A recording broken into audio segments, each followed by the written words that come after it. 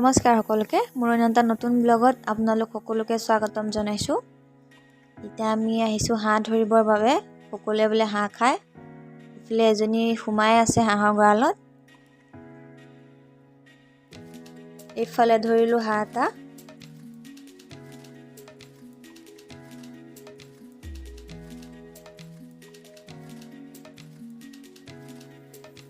আৰু ইফালে চাওকচোন হাঁহৰ গঁৰালত সোমাই থকাৰ কাৰণে বান্ধি থৈ দিছে ভণ্টি। চুৰ বোলে তাই কাৰণে বান্ধি থৈ দিছে। আৰু এইটো আজি ইয়াক বুধিম আমি চবে। আৰু এতিয়া বলক এইটো পাপাক দি দিওঁ। পাপাই গুচাই মেলি কাটক ধুনীয়াকৈ। এইফালে পাপাই ল'লে ইয়াক।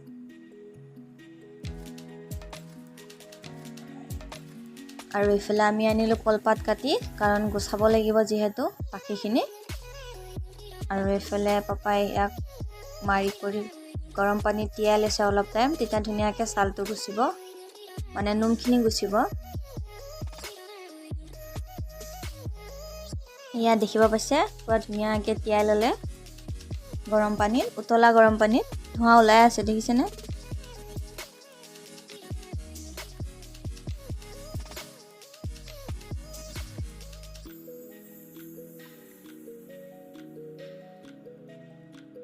আৰু এতিয়া কলপাতখিনি ধুনীয়াকৈ পাৰি লৈছে তলত। পাৰি লৈ এতিয়া গুচাব। কাষত এজনী মা বহি আছে তামোল খাই খাই। তামোলৰ ঢাকনিখনে পৰি গৈছে অলপ, চাওকচোন।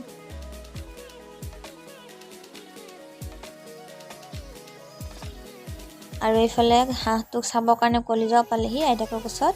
আৰু এতিয়া লাগি গ'ল পাপাই গুচোৱাত ধুনীয়াকৈ।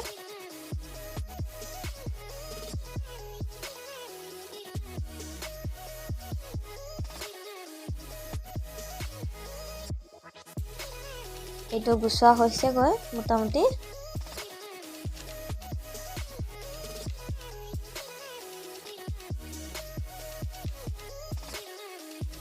এইটো ধুনীয়াকৈ গুচাই লৈ এতিয়া মোক দিলে। মই গেছত পুৰি আনো, কাৰণ সৰু সৰু নোমবিলাক থাকে যে সেইবিলাক পুৰি যাব লাগিব। এতিয়া মই ধুনীয়াকৈ পুৰি লওঁ গেছত।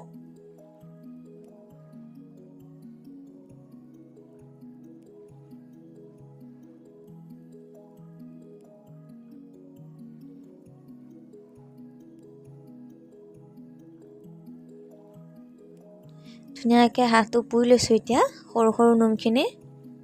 কাৰণ সৰু সৰু নোমখিনি হাতৰ লগত গুচাব নোৱাৰে যিহেতু, সেইকাৰণে গেছতে পুৰি লৈছোঁ জুইত।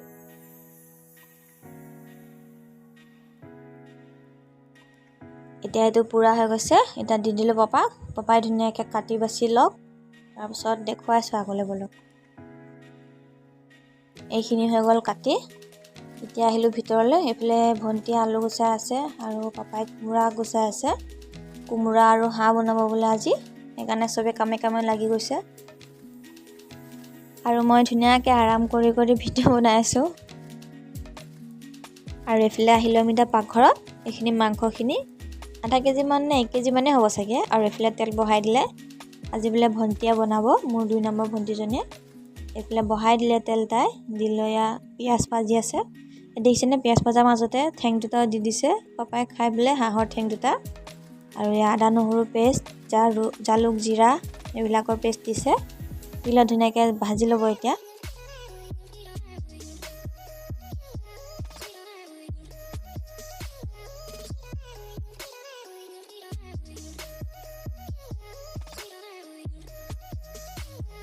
ইফালে হালধি দিলে জোখত।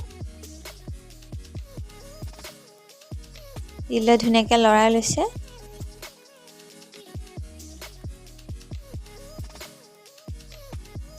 আৰু সোৱাদ অনুসৰি নিমখ।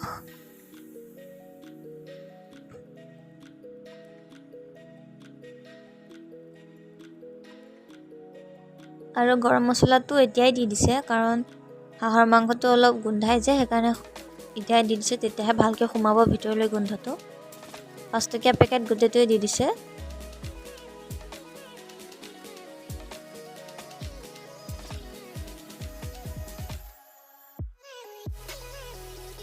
মাংস চবে বনাব জানি, হ'লেও আমি কেনেকৈ বনাইছোঁ তাকে আপোনালোকক অলপ দেখুৱাব চেষ্টা কৰিছোঁ। আৰু কমেণ্ট কৰি জনাবচোন আপোনালোকে কেনেকৈ বনায়। আৰু এতিয়া ইয়াতে আমি মাংসখিনি দি দিছোঁ। এতিয়া ধেমালি কৰি দিছে দেখিছেনে।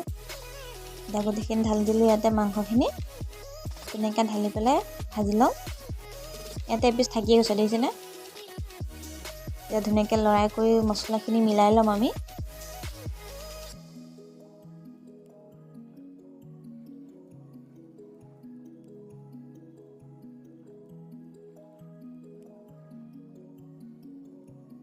এতিয়া মানে মাংসখিনি লৰাবই পৰা নাই, পৰিব বুলি ভয়তে লাহে লাহে লৰাই আছে।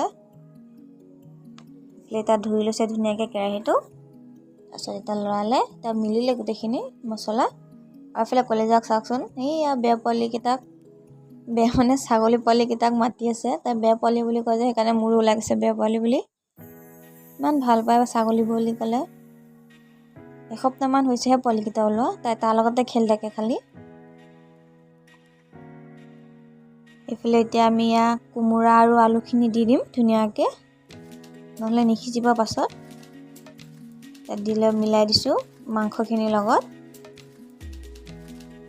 মিলাবই পৰা নাই, কেৰাহীটো সৰু হৈ গৈছে। কোমোৰাৰ পিচকেইটা ডাঙৰ ডাঙৰ হ'ল অলপ, সেইকাৰণে মিলাব পৰা নাই।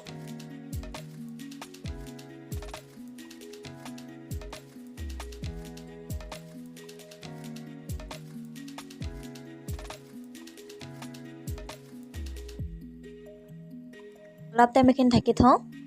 এতিয়া আকৌ আহিলে চাওকচোন, ছাগলী পোৱালিকেইটাকে ভিতৰলৈকে লৈ আহিলে পুহিয়ে। ধৰিবলৈ যায় কিন্তু ভয়ো খায় বেচেৰি।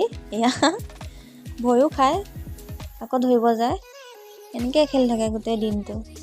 এতিয়া মাতি আছে চাওক মোক কেনেকৈ ধৰিবৰ কাৰণে। এই মাহীয়েকে গৈছে তাইৰ লগত।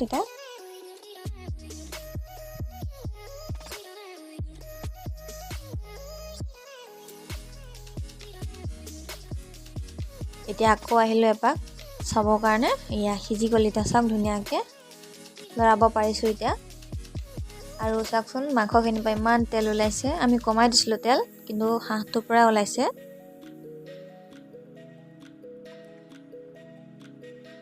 এয়া দেখিছে আলুটো সিজিছে অলপ অলপ, কিন্তু কোমোৰাটো সিজা নাই, অকণমান টাইম লাগিব।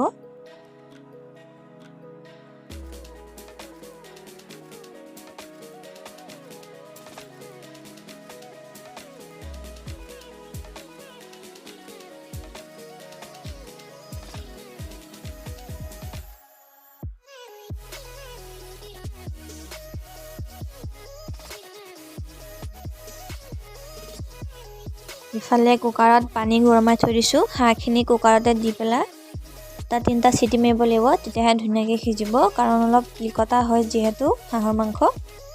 আৰু আমাৰ কুকাৰটো দেখি কোনো নাহিব দেই। আমাৰ মানে গেছ নাইকিয়া হ'লে কুকাৰ চুকাৰ চব জুইতে বহাই দিয়ে, সেইকাৰণে এনেকুৱা ৰং হৈ গৈছে। আৰু এইফালে এটা দি দিলে, দেখিছেনে তেলখিনি কেনেকৈ উপঙি আছে পানীত।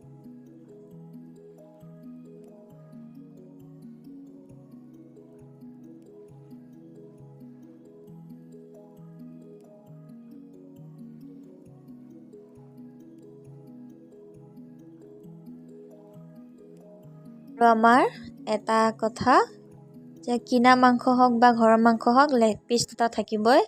এটা মাহীয়েকৰ কাৰণে, এটা ভাগিনীয়েকৰ কাৰণে। পুহি এটা খায় আৰু আমাৰকে সৰু ভণ্টিজনী এটা খায়। দুজনীৰ কাৰণে দুটা লাগিবই, নহ'লে গোটেই ঘৰ একদম হুলস্থুল লগাই দিয়ে।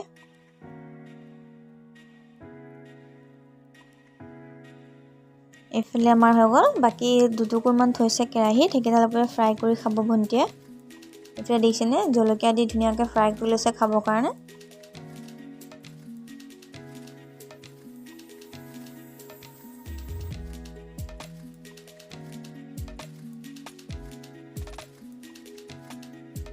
এইফালে এতিয়া ঢাকনখন মাৰি দিছোঁ।